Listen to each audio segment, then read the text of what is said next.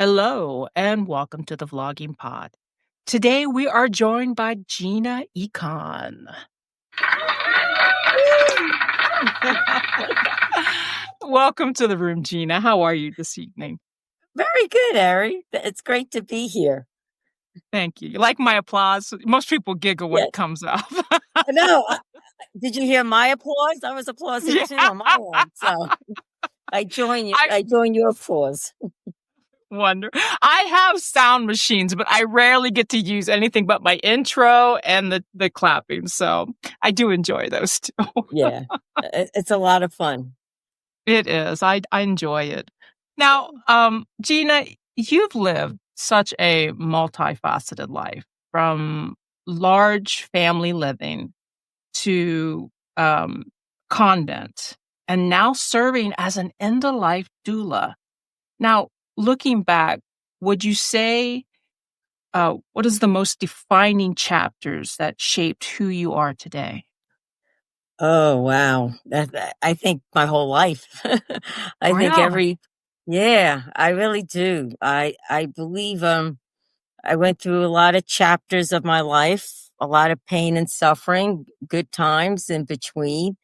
And then finally coming to a place that brought me into the rooms of AA. I'm in recovery, and I think Mm, that's what has took me.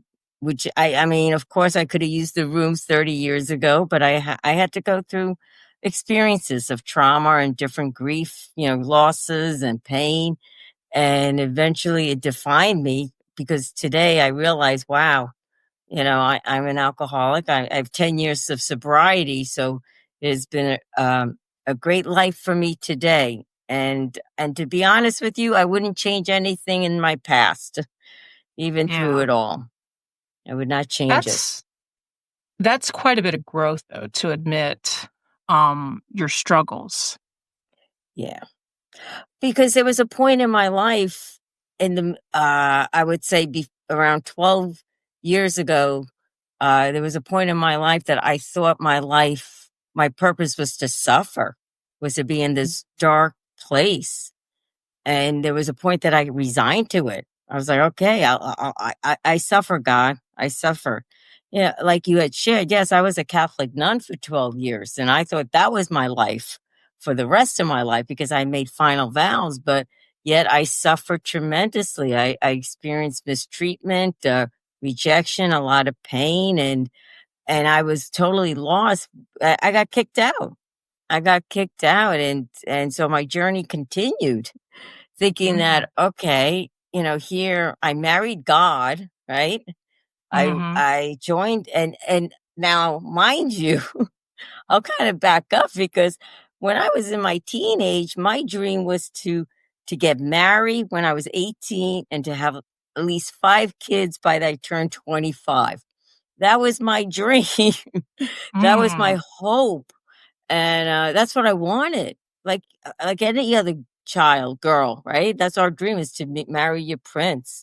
And yeah. went to college. My prince wasn't there. I was with many frogs, never a prince, as they would say. And but yet, that's where uh, got into the drinking and the drugs, and I was a great pool shooter, etc. And so here I continue my life. I become a bartender. So, okay, maybe I'll find my prince in the bar. But, Yeah. and that never happened. And I was living with my parents at this time, in Pennsylvania. They had retired and they moved to PA. And then my mom was diagnosed with cancer during that time, and Mm, she died. She died 5 months later, and I was 23 years old. So I would say that was the first chapter, like trauma in my life. Like, oh my God, what is death? And I took care of my mom, my dad too, and I didn't save her. I couldn't save her. I was playing God. that's Uh, that's the hardest thing is knowing that you can't. yeah, exactly. But I didn't know that. I didn't know that at that time. Mm, And I was raised Catholic, So I should have known that about a God in my life, but yet I received all my sacraments. But in college, I swayed around from the church. You know, Jesus is not cool. God is not cool. I believed in them, but I didn't need them. Mom gets diagnosed. Okay, now I do need you, God, and heal my mom. I'm back in church. I'm praying these Hail Marys, and my parents were very devout. But my mom's story was that she died at the age of 67 from bone cancer, with me being by her side, and my dad and other siblings too. And then I went into like a real dark hole. Now I'm looking really for the purpose of life. And I went back to my Catholic roots, and that's where I had a real aha conversion moment. I came back, to Jesus, to God. I'm like, wow, there is a heaven. There is a heaven. And that's why I joined the convent. I went into the convent. So my life was always about searching, and it was always like quick, just running. I was a runner. I was runner. I mean, being in a convent is good, right? You're getting close to God, but yet it wasn't for me. It wasn't for me. I was just grasping for straws because I today I in hindsight, who was I running from? Was I was running from Gina. I was running from that little Mhm. girl inside me. I was running because I was insecure. I was a fearful child. I didn't like myself. I was trying to fit in. I didn't feel like I was fitting in. Granted, my family was very loving, from a large family, but yet I did not feel like I fit into anything outside my family. And so I thought the sister was it, but that wasn't it. Then my life continued. So I guess, I was trying to fit in and to find that little girl inside me. I can relate. Um, similar similar briefing things in my life, but probably not till way later. I was definitely not my 20, I was more like, my 50s. And, um, similar in a sense too that, I lost my sister, Um, this last year. Um, she passed, about a year and a half after my dad, oh, and yeah, so and my sorry to hear mother that. well, thank you. My mother lives, across from me from my she shed in her apartment across our pool, and, it sounds more glorious than it is because it's just a little pool. It's just a little in-ground pool, but we like it. It's fine. Um, but my sister struggled. Her liver went and Uh, had similar things, but she didn't admit that she had a problem. It was something our family always acknowledged, and, but she never did. She never, you know what I mean? She never went on the yeah, road of acknowledgement. She was just like, oh, well," and, um, even when it came down to it, I didn't foresee, her leaving us in such a way, and we brought her ashes back here on the property. So, I can I can relate in a lot of ways with you. Um, yeah. Uh, m uh, Go ahead. I'm yeah. sorry. No, No, no, no. go I like ahead. to hear yours. No, Oh, that no, that okay. no. Yeah. I'm so sorry Well to hear that. well, thank you. But for me, it's worked in reverse. My faith, um, has been more flown out the window since. And because things that also have happened in our world, we don't need to go outside of that, but I'm sure you understand what Yeah, I'm talking about. But a lot of yeah, things that are happening around us, and my faith, and because faith is used in ways that, you know what I mean, that are used yeah, in more manipulative situations, at least the way it appears nowadays. Um, yeah. but I've lost a lot of that, and it's very hard for Mhm. me to hope I'm speaking some sort of relatable here, Yeah. but No, yeah. go ahead. So No, I'm like the no. opposite of that. I'm opposite of what you were saying. You regained your faith as your mother became ill, but for me, I spent the time with my dad. I was there in and out. Both my sisters weren't able to be, so it was me. at the hospital the entire time, and, I spent a lot of time praying about it, and then I just thought it was not gonna happen again with my sister, and then when it happened, then I was just, like, crashed, you know what I mean? Just like Yeah. the world is and then everything that has happened since in our world, and it's very hard for me to get behind faith. It really is. I mean, don't get me wrong, I want to believe that there's something else beyond us, that there's a purpose, there's Okay. a creation, there's this, there's that, but it has become extremely hard for me as the years have gone by lately. Wow. Wow. That what I hear from you, the first thing is that when you talk about your faith, it's a journey. And Mhm, it could be challenging. That's how I look at it. Yes, I kept my faith after being, the way I was treated by the sisters. I couldn't understand why. I could have easily lost my faith because I was isolated, etc. I'm like, okay, God, why are you doing this?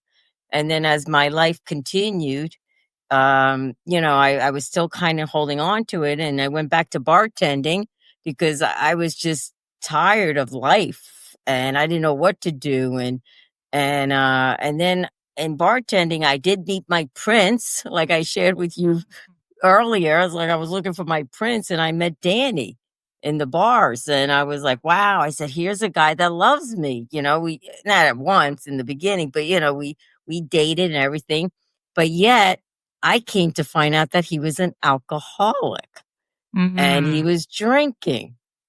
And at this point, I'm not the alcoholic, and the disease, the alcohol was so far from me. I was in a denial my whole life about my own personal struggle and demons that, here I meet Danny. He's an alcoholic, and I'm trying to do everything I can to make him stop, to have him, and, enabling him, manipulating, whatever it may be. And he was trying because he wanted to stop. He found me. We were going to live a whole life together. And I was like, this is it, God, because he did find sobriety. He through a rehab, and it's like, yeah. And he was out west that when he found this. And then he came back. We were gonna end up like getting married out in Arizona and live a sober life together. And I was going to Al-Anon, but yet his story is that he ultimately died from the disease 2 years after I met him. So that was the death of my death. Like, as much as he wanted to stay sober and tried, just things happened in his life that he succumbed to it. And that's where, and I had shared earlier, that's where I was like, okay, the purpose of my life, of Gina's life, is to suffer, to be in darkness. And talking about faith and God, I hated God. I was just like, I can't believe this is happening to me. Why? Because, I kind of called myself Gina Y Economopoulos, because I questioned everything. And that was the most darkest, coldest time in my life. mm, And but then in that, I come back to the Jersey Shore because Danny's story is a tragic story in itself, and so I come back to the Jersey Shore. I was just simply existing. I did not really want to live, but I wouldn't kill myself. I prayed every night that I wouldn't wake up the next morning. And when I did wake up, I mhm, said, oh crap, I got another day to live. I was like, okay, what do I do? I don't really remember the first maybe 1 or 2 years after Danny's death. I was in complicated grief. And then somebody invited me to go to the AA rooms to go to a meeting. mm. And I was like, okay, I'm going to go and see why these people are sober and Danny's not. I couldn't understand it. I couldn't, because Danny was a great man, but his story was that, he was sick. I mean, they're great people, simply sick. That's how. So when I went into these rooms, I went there like every day, and then hearing other people, but I was very angry. Oh my God, I was so angry. I was in tears. I was resentful. I hated everyone. I always say to people that, that first meeting I went into, if ice could kill, everyone would be dead. That's how much anger I had towards these alcoholic, sober people and alcoholism. I was so angry.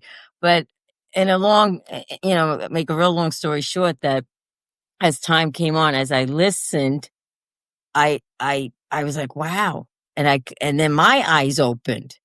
Oh my God, I am an alcoholic. And it was like, and that's when I had said on April 2nd, 2015, my name is Gina. I am an alcoholic. It just, it wasn't pretty because I was in so much pain.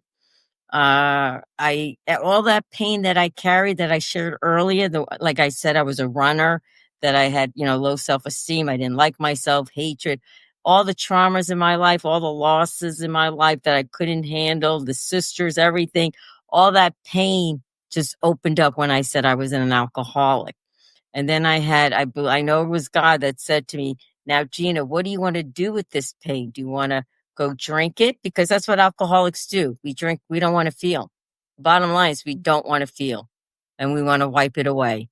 Or this voice said, or do you want to go to that, that sofa, that pity couch that you love so much to be miserable? And I'm like, no. Or do you want to just, work a program and stay in the rooms of AA? And it wasn't easy, but through God's grace that I see now, it was him. But there was a time, during that time, I hated God big time, and I had no problem Yeah. telling that to people. I understand what you're saying, I really do. I don't think I have it in me at this point that I hate. I have just lost, the push to throw myself into it, to believe, if that makes Yeah. sense. N- So, but that makes totally sense. But you know what the key thing about that, what you have, is the willingness. Willingness is the key for anything. You don't yeah. realize it, but there is that willingness to, to look at it or whatever, to go a step further or not a step further, whatever it is. And I it's not, go ahead. I understand what you're saying. I mean, you went into AA on your own, right? You had the draw to do it, yes? It was because I was angry, because I was not Right. an alcoholic. It took me, put it this way. I said for 11 months, my name is Gina, the desire not to pick up. I did not identify myself as an alcoholic until like 10 months later. I am a slow learner. Well, I haven't, I mean, I haven't had the same experiences, yes, but similar, but not Yeah. the same. For No. me, I had an eating disorder when I got married at, because I like you, we're probably in the same age bracket. I'm in my 50s, and you're raised to think that marriage and kids, this is the role in your life, especially as a woman. And Yes. it certainly wasn't mine. It wasn't until I've reached these later years of my life, like, no, you're not telling me what I'm going to. But prior to that, that's what I thought. And so I got married at 19. I'm still married. We've gotten 30 something years together. Um, but, but anyways, for me, I had an eating disorder. I felt, for me, now, again, I didn't have the loss of family until later in my years, but at the time when I felt I had no identity, and the only thing I can control about myself before I sought, therapy, and I spent a couple years in therapy, which I would think similar to AA, reaching out for community, which I did that too. I was in community groups and stuff of same like-minded, Yeah. habits. And I think the biggest thing that you can do is acknowledge that there's an issue. Yes, you went out of anger, but slowly acknowledgement came into the part. Yes? Yes. Yes. Because there was a point. Yeah, I was going to the meetings every day faithfully, and I'm not an alcoholic. So it's like, Yeah. okay, what's wrong with this picture? I did not see it. And the men and women of the rooms are just so kind. They don't tell you, or, they don't say anything. They just welcome you. We come from all walks of life, and then, but a good friend of mine in the rooms had that I met in Al-Anon had said to me, "What is your relationship with alcohol?" And like I said, and that's where I had to look. Wow. Yes. Alcohol. What was my relation? It was always around me. What did I do? I always ran to it. I always needed a drink. I couldn't stop drinking. I was the one who was the life of the party, et cetera, et cetera. And that's where, because it, it was my ego that wasn't letting me see that. I could have used the program 30 years ago. Even as a nun, the alcohol, the disease was so cunning, baffling, insidious that it was roaming in the convent. But yet I did not see it because I'm Sister Regina. I'm Gina Economopoulos. I can't be one of those, like this is Mm, my whole mind thinking was so upside down that I was like, no. And Danny's the alcoholic. He was drunk, blah, blah, blah, blah, like all that. And my eyes were upon everyone else. So when somebody said to me about my relationship, I said, aha, aha. And then when I did say, finally, my name is Gina, I am an alcoholic, I didn't know where that came from. It was something in me. And then I was still questioning it. I'm not like this. I'm not like this. I'm not, yeah. But then yet, come to find out, yes, I am. I mean, it's that pain. It's that, it's those feelings that we all alcoholics or anyone, any addiction we have. It's like, yeah. feeling lonely, being isolated, not fitting in, not being Mhm. comfortable in my own skin, Oh, yeah, you know, I fully understand that one, yeah. and yeah, and that's what really, believe it or not, drinking is only a symptom of Mhm. the disease. It's not like, I mean, drinking is the symptom. You have the manipulation, you got these behaviors that are really like maybe negative and everything like that. And then it goes with the drinking and everything. And then when you stop, when you put down the drink, you're like, oh my God, you got to look at yourself. You can, Yeah. and you have to be kind to yourself. You have to be kind to others. You know what I mean? Like, it's Yeah. like a whole transformation, but it takes one day at a time. It's just being in the day, and it takes I mean, for me, I'm a slow learner.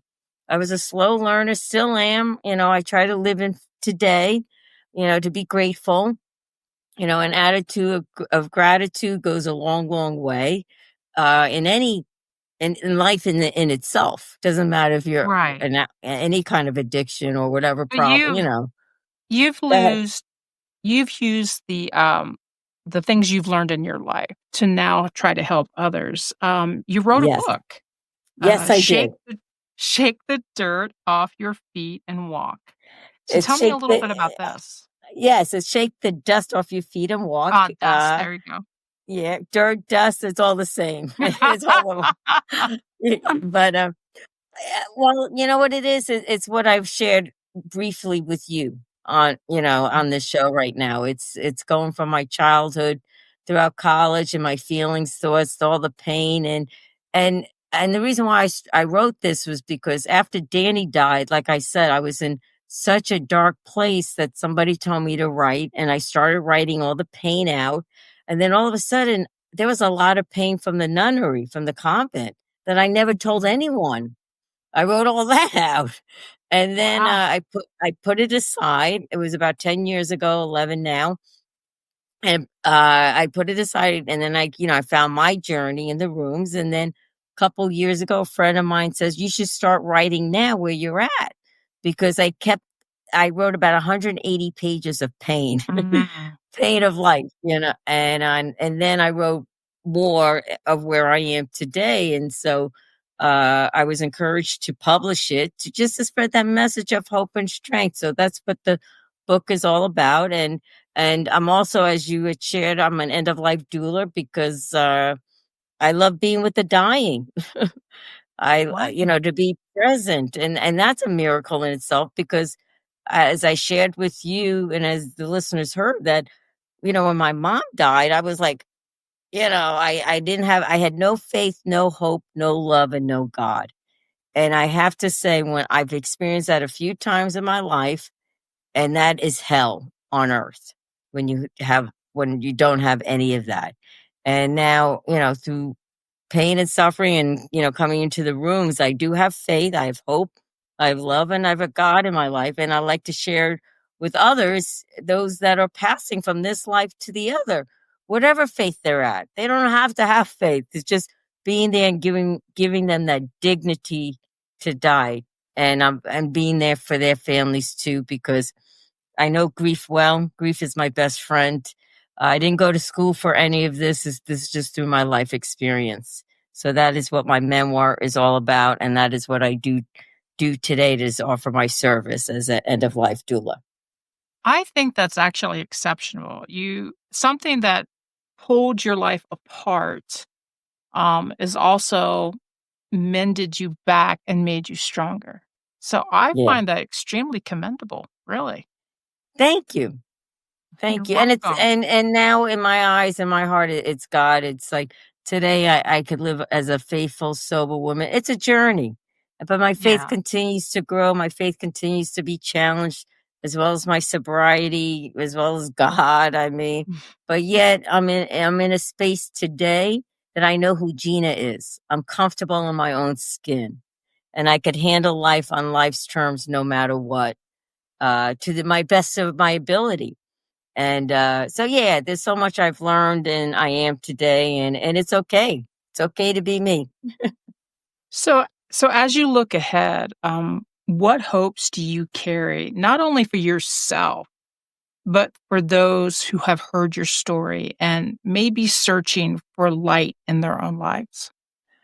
Well, I hope that whoever that it will touch at least one person, that to know that you're not alone and that there are miracles, and not to give up and not to be discouraged, and that there's somebody out there like me who's been through, it may not be through the similar experience, but we all have the same heart and the same feelings.